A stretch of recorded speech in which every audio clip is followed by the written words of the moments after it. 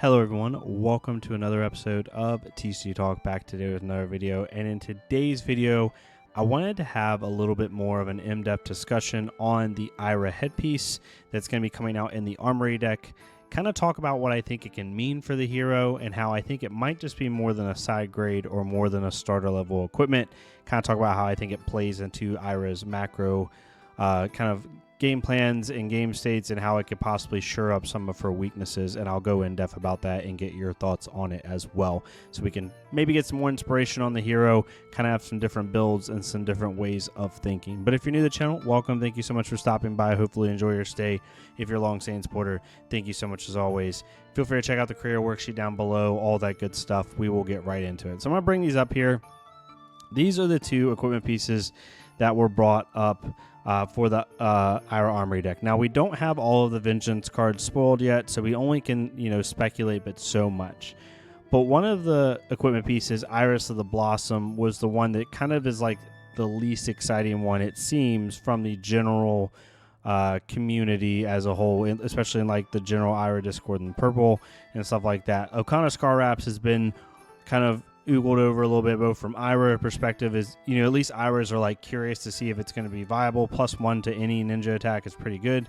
Being able to potentially banish and recur your Edge Bottom if it could somehow be consistent. People are like not really arguing that could be good, right? We're just kind of waiting and seeing on what the rest of the Vengeance cards are going to be. The card that's kind of been put to the wayside is Iris of the Blossom.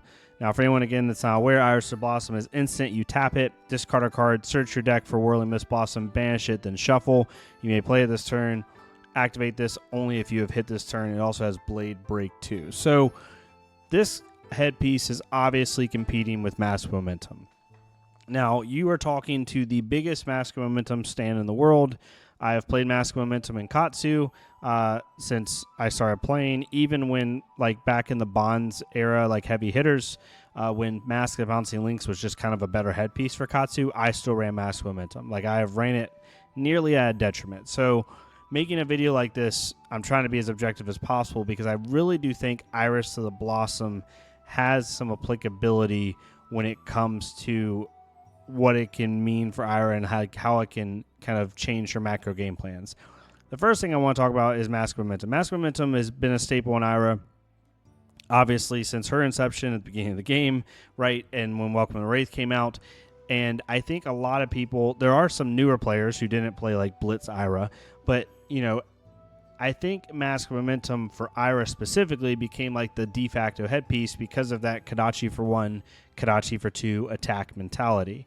And at one point in the game, I think that was from a power perspective, extremely powerful thing. I think it was something that people always had to respect. They always had to care about, especially in the Blitz format. When you're at lower life totals, card draw means a ton. Every inkling of value is even more impactful than it is in like CC because you have less room to breathe, so on and so forth. But I think in today's game, both the draw aspect of Mask Momentum and how it actually affects your opponents is a lot less than people realize. I've been trying to really pay attention to this in my games, both at my local Armory levels and when I test with people online. I've been asking the last couple weeks, I've been asking most all my opponents when I finish a game with them, okay, how much did Mask Momentum affect you? From Syndra's to Verdance to Kasai's to Victor's to basically every hero in the meta gamut.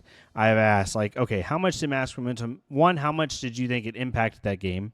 2, how much did it actually affect your decision making from a blocking perspective? And like, how much overall impact did it have in the game? And more times than not, and I play against a lot of talented players, I have heard either it didn't affect it at all, it was never like impactful on my blocking, on when I blocked or how I blocked. It's really I just block your significant on hits. The most I've ever gotten is it impacted it like 1 or 2 turns, but for the most part, I really don't.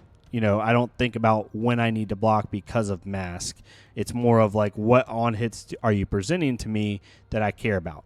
You notice this on both sides of the spectrum right now in the current state of the game. We have aggro decks like Syndra, which, yes, every once in a while, or, you know, depending on her hand structure, if she's running some defense reactions, whatever the case may be, she might block a dagger or block whatever to try to get some value and stop your momentum draws. But really, most of the time, Syndra is just caring about, are you going to hit me with an erase face? Are you going to censor me? Are you going to CNC me? Whatever the case may be. She really cares about those devastating on hits that matter. She doesn't care as much about you drawing a singular card. She's just going to kind of chuckle at you and then deal 20 to your face, 25 to your face, and try to race you down. And she's going to make you have a card that she needs to respect. The thing about Ira that most people are starting to realize, finally, for some weird reason, is most of the time a card draw with Ira, sometimes it can be impactful. You'll draw into a defense reaction to be able to arsenal, or maybe you have one floating and you draw into like a sensor or like another extender, and you can kind of push a little bit more damage if you want to. But most of the time, for that turn cycle specifically, it doesn't really net you a whole lot of value, and a lot of times you'll draw blue, right? Or you'll draw an attack that you really don't want to arsenal, whatever the case may be. So that's another thing. Then you have the other side of the spectrum. You have heroes that block very, very well. Heroes like Verdance, Earth heroes in general, right? Verdance and Florian. Heroes like Victor that really can, whereas the Dagger plan, they don't really care about. They're going to make you present an extender on Chainlink 2 and then, decide if they want to block that like a Bittering Thorns, or they're going to wait until your Chain Ender, send 2 cards, and then play a mid-range game with you and try to walk you down, because their end games, unless we get them in Kodachi lock, are better than your end games more times than not. Verdance has their combo game plan. Victor can stack gold with Gold Mana State, so on and so forth. So both sides of the spectrum care less and less about Mask Momentum. The only major players in the metagame at the time of recording this video that truly do care about Mask Momentum, and it's because they either A, don't have a choice, or B, the way their deck is structured, they kind of falter to it, is Prism and Gravy Bones. Both of these decks, Prism specifically, you can't really run links into or anything that banishes, or you don't want to because it can affect you. Gravy Bones, you can just kind of farm Mask Momentum draws, which is what it is. So these are the only 2 real heroes, in my opinion, from a meta perspective, that really care about Mask Momentum, or where Mask Momentum itself, either the threat of it or its execution or it happening, actually impacts the game state. When you talk about decks like Syndra and Verdance and Florian and Victor, even decks like Fang that can run Dynamos really well, Kasai, Mask Momentum is almost a non-factor. What really matters in those matchups is your key plays, right? You have stuff like, we'll talk about Edgewell and Kodachis here in a minute. I'll go back to that. But really what makes Ira powerful and what really impacts the game state is her extender plays, when she can run cards like Bittering Thorns and Spinning Wheel Kick, Pay in the backside, pick up the point, whatever your build is. Those extenders is really what forces opponents to care. And cards like Dual Threat to be able to finish on extenders or finishers for like Command and Conquer for 9 or Race Face for 9 or whatever, or even just doing Kodachi into extender into a 2 cost, right? Those are the plays that really give Ira the value and then also amplify Mask Momentum. However, most of the time your opponent's going to care about one or the other. They're going to care about those extenders, and they're not blocking the extender to prevent mask. They're blocking the extender because it's 5 damage that might inhibit a finisher, right? That's what opponents really care about. They don't care as much about your dagger. Actually, pretty much every meta-relevant hero that is not Gravy Bones just kind of chuckles at your dagger. They really don't care. The current power of the game does not matter. Drawing a single card off Ira most of the time does not matter. And most of the time it doesn't even happen. Then you have what I consider to be Ira's biggest weakness, which is late first cycle, early second cycle tempo swings. I guarantee you any Ira that's played more than 50 matches on the hero can think of a time where you took tempo from like a really good dual threat turn, you took all their cards, you dealt 5-10 damage, you leaked, you have complete control, you're up in life, which in Ira is really, really good. And then you draw 4 blues. And you're like, well, the best I can do now is Kodachi, blue, right? Whether you're on the combo blues or you're on the more proactive blues, whatever the case may be, you're sending 4 to 5 damage. And because opponents don't have to care about dagger in this metagame or in the CC format as much, they're probably not going to block your dagger, and they're just going to wait to see what you have. And then you throw a Crane Dance at them, or you throw a Stab Wound at them, or a Rowdy Locals, or whatever the case may be. Rowdy Locals is actually the best possible scenario. And They just take it, they let you draw your card because you didn't even utilize your whole hand anyway, and then you kind of cry a little bit, right? So that's what I think is Ira's biggest issue. Now we go back to Iris of the Blossom. I think that this has the capability to fix that issue. Mask of Momentum, in my opinion, and this is where I get a little bit, controversial, is I don't think having Mask of Momentum really makes Ira that much better or worse. It does not lower the floor of the hero. It does not lower the ceiling of the hero. It doesn't really affect the overall power of the hero. And there are metas where Mask of Momentum will matter, right? But overall, in this meta specifically and how Ira is built right now, I don't think it will matter as much. Now, if you just like the way Mask of Momentum plays and you like the gameplay patterns, that's fine. I'm not going to argue with you on it. I'm just trying to tell people to objectively, if you're playing Ira right now as your main and you're playing multiple games, you're taking her to locals, I challenge you to ask your opponent at the end of every single round, okay, how much did Mask of Momentum matter? Ask yourself, okay, what were my power plays? Did Mask of Momentum and my play lines get affected by Mask of Momentum? All of those will kind of, I think a lot of the answers that you'll have will surprise you.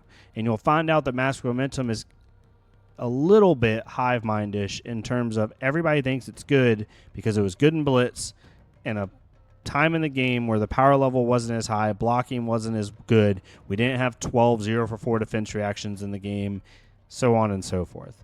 So I think Iris of the Blossom allows you to do a couple things. One, it allows you to fix your all blue hands. It allows you to go get a Whirling Mist Blossom, which at worst, even if you don't have an attack reaction in hand, it demands, more times than not, demands a one-card block from your opponent, right? So you are getting rid of a non-go again blue or a useless card that you weren't going to be able to utilize anyway to be able to go get a card that demands a block from your opponent. And in Ira, that is like a ton of value, right? Like if you really think about it, if you swap 3 blues for 3 Whirling Mist Blossoms over the course of a game and force your opponent to block, I mean, you just got minimum, if you did math, 9 value from your Iris of the Blossom because you're demanding a card from your opponent, which is 3 value, and you're sending a 3 go again instead of a 2 non-go again. So if you want to say on your side it's plus 1 value, and on their side it's 3 value, then you're getting like 9 to 12 value. Again, that's me math. If you don't agree with that, that's totally fine. But that's kind of where I look at it. Another thing that this does is it allows you to shuffle your deck, which in Ira is huge. In second cycle, if you're drawing decently well, because of the way Kodachis work, it's really hard, and this is where we talk about Kodachi versus Edge, it's really hard to pitch away threats. It's really hard. You basically have to, the only way you can like effectively pitch away threats in Ira is if you Kodachi for 1, Kodachi for 2, and then you play a 2 cost, pitching a red to get up to the 2 resources you need, and then you pitch away basically like a 2 cost or a red and a blue. That's the best way to pitch away threats. But most of the time, you really can't pitch away threats. So you'll come into second cycle game states where you have literally 6 or 7 blues in a row. Or you have a 10-card stack where you have like 6 to 7 blues and like 3 reds. That's not enough. And in certain late game states where you need to keep that tempo, you need to keep that gas on the pedal as you're trying to walk your opponent down, those hands can kill you. Iris of Blossom allows you to shuffle your deck, which will then, fix those all blue kind of cycles that you naturally just get by playing Iris game patterns. Edge of Autumn also will allow you to do that because you'll be able to pitch non-zero cost, and that can kind of fix that as well. So then you have to decide if Mask is going to do that. But overall, that's just what I wanted to bring up. I'm not going to go too much more in depth. I'm not just going to keep like reiterating the same point. Anyone who plays this hero, I think a lot of us get stuck, including myself. A lot of us get stuck in like the cold math of Ira and like Mask of Momentum so much value. It forces your opponent to respect your daggers, or it forces your opponent to respect a card. When most of the time, if you play against a talented opponent, and that's not a shot at anyone's like testing or whatever the crap. If you play against someone who like knows the game on a deeper level other than just playing turn cycle to turn cycle, I guarantee you most of the time they're not thinking about how do I stop Mask on this hero. They're thinking about how do I stop like the overall value that Ira is getting through like extenders or finishers and so on and so forth. I think that's what your opponents are caring about more times than not. So Iris of the Blossom is going to be able to fix bad hands. It's going to be able to fix all red hands, maybe with no go again. Like if you draw 4 blues, it fixes that. If you draw 4 reds without an extender, it fixes that, because you can pitch even if it's on 0 cost, pitch a red to Edge of Autumn. Most of the time, they're not going to block a 1-power Autumn unless it's like a Dynamo or whatever, and like there's certain contexts where they might, but for the most part, they won't. You're able to discard that non-go again red, go get a Whirling Mist Blossom, pitch for that, whatever the case may be. You also might have certain hands where you might draw 3 blues and let's just say a Censor. So you don't have any go again in your hand technically. You draw like a Nip of the Heels, a Concealed Blade. I'm talking about like a non-combo list. A Rowdy Locals, and a Censor. Right? You're able to then get rid of that. If you block with 1 blue, you're able to then pitch to Edge, discard that second out of 3rd blue, go get Whirling Mist Blossom, play that for 3, demand a card from your opponent, and now you can play the Censor to try to punish them later in the chain.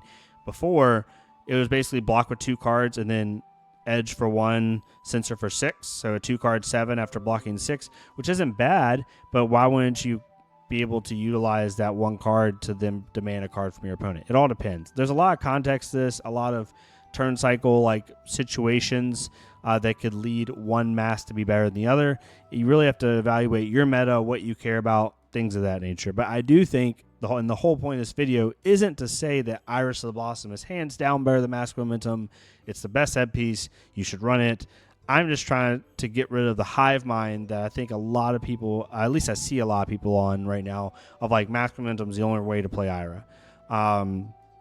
There was a little bit during my, like, again, this is just armories. In my last 2 months of armories, I think I'm 22-4 with Ira, because I'm keeping track of like every little statistical detail I can to like understand like what's winning me games, what's losing me games. And for 3 armories straight, where I only lost 1 match, I didn't play Mask Momentum on purpose. I played Crown of Providence in every single matchup, regardless if it was Syndra, like Victor, Kasai, didn't matter. I ran just Crown of Providence. I noticed little to no power difference in the deck. I did not notice a change in blocking patterns from my opponents.